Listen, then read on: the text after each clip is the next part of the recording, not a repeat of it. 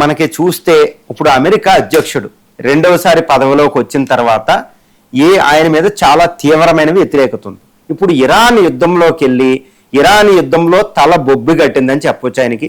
ఎందుకంటే అక్కడ ప్రభుత్వాన్ని మార్చేస్తా, అసలు ఇరాన్ టెర్రరిస్ట్ దేశంగా ఉండడం, దాన్ని అస్తిత్వంగా ఉండొచ్చడం, ఇస్లామిక్ టెర్రరిస్ట్ ప్రభుత్వం బదులు అమెరికా చెప్పే ప్రభుత్వాన్ని ఎస్టాబ్లిష్ చేస్తా అనుకుంటూ వెళ్ళిన యుద్ధంలో ఆయనకు ఒక అపజయం మూటగట్టుకుంది. ఎందుకంటే ఎంతటి అపజయం అంటే అమెరికాలో ఆయన వారు సపోర్ట్ చేసేవాళ్ళు కేవలం 26%, 56% వ్యతిరేకిస్తున్నారు. యుఎస్ కాంగ్రెస్ లో కూడా ఏదో ఒక రకంగా గట్టెక్కారైనా. ఇప్పుడు వచ్చే మిడ్ టర్మ్ ఎలక్షన్ ఉన్నాయి నవంబర్లో. ఇందులో డెమోక్రాటిక్ పార్టీ మీద ఈయన రిపబ్లికన్ పార్టీ గెలవకపోతే మాత్రం చాలా అమెరికా చరిత్రలోనే రిపబ్లికన్ పార్టీ అతి బలహీనంగా తయారైపోద్ది. ఎందుకంటే ఉభయ సభల్లో రిపబ్లికన్ పార్టీకి మెజార్టీ తగ్గిపోతే ఇక ట్రంప్ అజమాయిషీ ఉండదు. కాబట్టి వచ్చే నవంబర్ ఎలక్షన్ ఎట్టి పరిస్థితుల్లో ఆయన పార్టీ గెలవాలి, ఆయన పని ఎలా ఉన్నా. కాబట్టి రిపబ్లికన్ పార్టీ నుండి ఆయన మీద ఒత్తిడి ఉంది, నువ్వు ఏంది నీ ప్రజాకర్ష పథకాలు లేవని. అందుకే ఆయన యుద్ధం నుంచి వెనక్కి వెళ్తున్నాడు.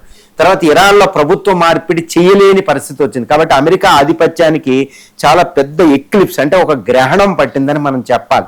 మరి ఇలాంటి పరిస్థితుల్లో ఆయన ఏం చేస్తారు? ఇప్పుడు ట్రంప్ టారిఫ్లు ఓడిపోయినాయి, సుప్రీంకోర్టు యుద్ధం ముగిసింది, ఇరాన్ యుద్ధం ముగిసింది, రెండిట్లో అపజయం. మరి ఇలాంటి పరిస్థితుల్లో మిడ్ టర్మ్ ఎలక్షన్ గెలుస్తారంటే అసంభవం. ఇప్పుడున్న సర్వేల ప్రకారం మిడ్ టర్మ్ నవంబర్లో జరిగే ఎలక్షన్లో ఎట్టి పరిస్థితుల్లో డెమోక్రాట్లే విన్ అవ్వబోతున్నారు అనేది తెలుస్తుంది. ఈయన మీద ఇంపీచ్మెంట్ కూడా రెడీగా ఉంది. ఇంకా తర్వాత విషయం ఎప్స్టైన్ ఫైల్స్ లో ఈయన మీద ఘోరమైన ఆరోపణలు రావడం జరిగింది. ఒక మైనర్ బాలిక మీద ఈయన లైంగిక దాడి చేసినట్టు అది FBI 2019లో ఒక ఇంటర్వ్యూని ఇప్పుడు రీసెంట్ గా బయట పెట్టడం జరిగింది. ఒక పరంగా ఎప్స్టైన్ ఫైల్స్, 2 సుప్రీంకోర్టు ఒక రకంగా ఇంపీచ్ చేసినట్టు మాట్లాడడం, ఇప్పుడు ఇరాన్ యుద్ధం. కాబట్టి మిడ్ టర్మ్ ఎలక్షన్లో ఈయనకి తీవ్రమైన వ్యతిరేకత. మరి ఇలాంటి సందర్భంలో ఆయన పార్టీ ఒత్తిడి తెస్తే ఆయన రిజైన్ చేసే సందర్భాలు చాలా ఎక్కువ ఉంటాయండి.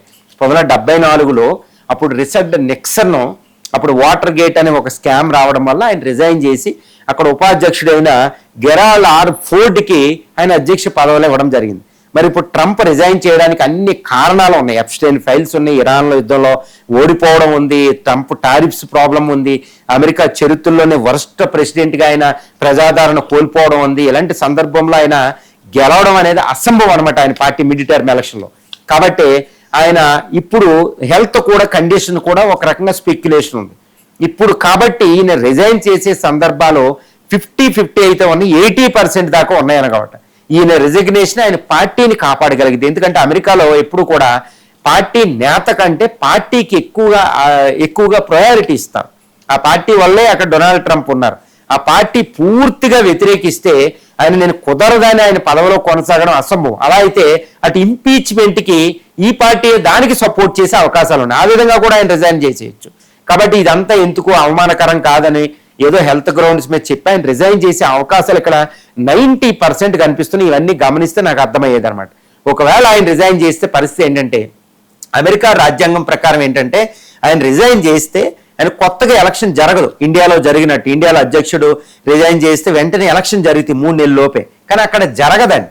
అమెరికా రాజ్యాంగం ప్రకారం ఏంటంటే అధ్యక్షుడు చనిపోయినా పదవిలో ఉండి అధ్యక్షుడు రిజైన్ చేసిన, అధ్యక్షుడిని ఇంపీచ్మెంట్ చేసిన, అక్కడ తొలగింపు చేసిన బలవంతంగా అక్కడ మిగిలిన కాలానికి అక్కడ ఉపాధ్యక్షుడు అధ్యక్షుడిగా కొనసాగుతాడు. అంటే ఏంటి, JD వ్యాన్స్ అక్కడ అధ్యక్షుడిగా కొనసాగుతారు. ఇప్పుడు దాకా ఒక 1 year అయిపోయింది, 1 year 2 months అయిపోయింది. కాబట్టి ఇక మిగిలిన 2 సంవత్సరాల 8 నెలల పాటు JD వ్యాన్స్ అధ్యక్షుడిగా అయ్యే అవకాశం ఉంది. అందుకని చూడండి అక్కడ ఎత్తుగడ చూడండి.